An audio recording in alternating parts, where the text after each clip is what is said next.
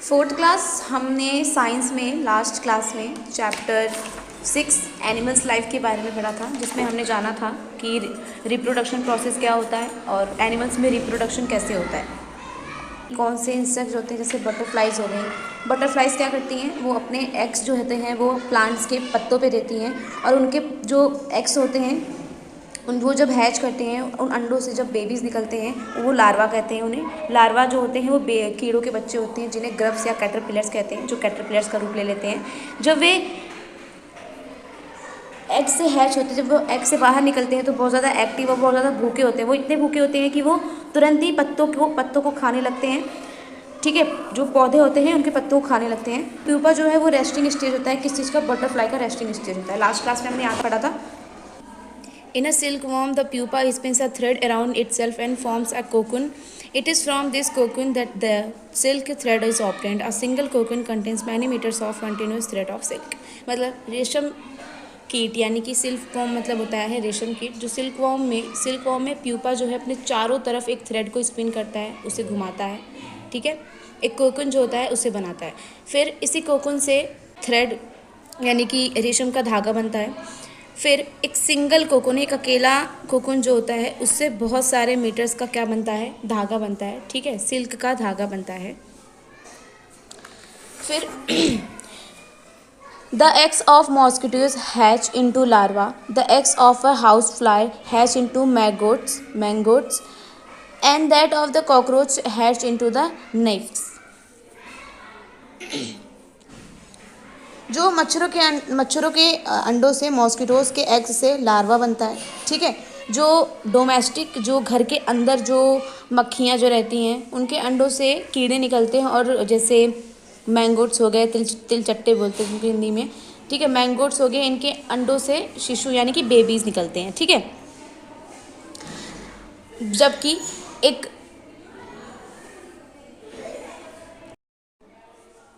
The eggs of mosquitoes hatch into larva. मच्छरों के जो मॉस्किटोज होते हैं उनके एग्स से लार्वा बनता है। The eggs of a house fly hatch into maggots and that of the cockroach hatch into nymphs. जो घर के अंदर जो हमारी मक्खियाँ घूमती हैं, जो घर के अंदर मक्खियाँ घूमती हैं, उनके एग्स से जो हैच, जो उनके एग्स से जो निकलते हैं अंडे, उनसे मैंगोट्स बनते हैं। ठीक है, जो कीड़े निकलते हैं। ठीक है, और इन मैंगोट्स के अंडों से बेबीज़ निकलते हैं। However, the breeding of mosquitoes in collected water must not be allowed as they spread dreaded diseases like malaria and dengue. जो मॉस्किटोज़ होते हैं उनके एग से लार्वा बनता है। ठीक है, और जो घर में जो मक्खियाँ उड़ती रहती हैं उनके अंडों से कीड़े निकलते हैं। ठीक है, उनके अंडों से कीड़े निकलते हैं, और जो मैंगोट्स होते हैं उनके अंडों से बेबीज़ होते हैं वो निकलते हैं। अब However, the breeding of mosquitoes in collected waters must not be allowed as they spread dreaded diseases like malaria and dengue.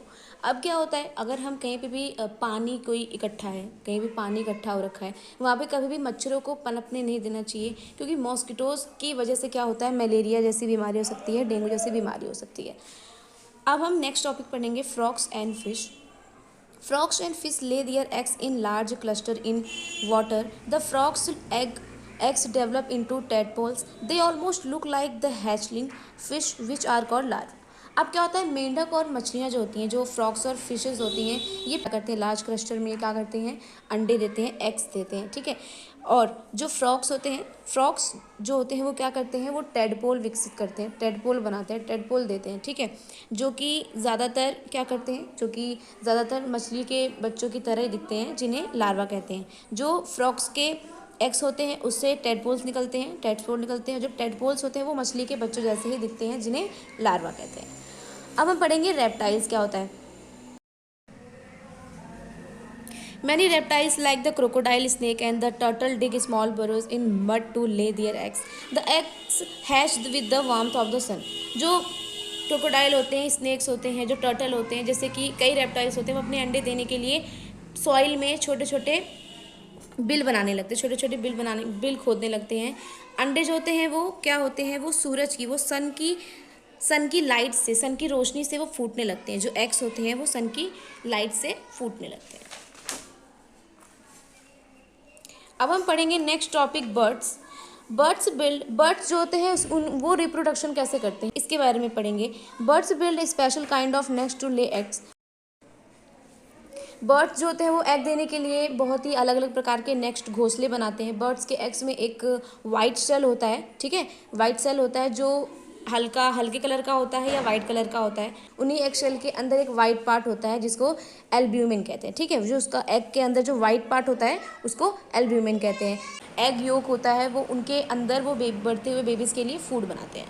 अब नेक्स्ट पढ़ेंगे हम, the bird sit on the eggs to keep them warm until they hatch, this is called incubation. Birds eggs के hatch होने तक उन्हें गर्म रखने के लिए उन पर बैठते हैं, जिसे इंक्यूबेशन यानी कि उष्मायन कहते हैं। एग्स देने वाले सभी एनिमल्स में बर्ड्स सबसे ज़्यादा केयरिंग पेरेंट्स होते हैं, जो अपने बच्चों की देखभाल करते हैं, उनके लिए घोंसले बनाते हैं, उनके लिए खाना, उनके लिए फूड प्रोवाइड करते हैं उन्हें।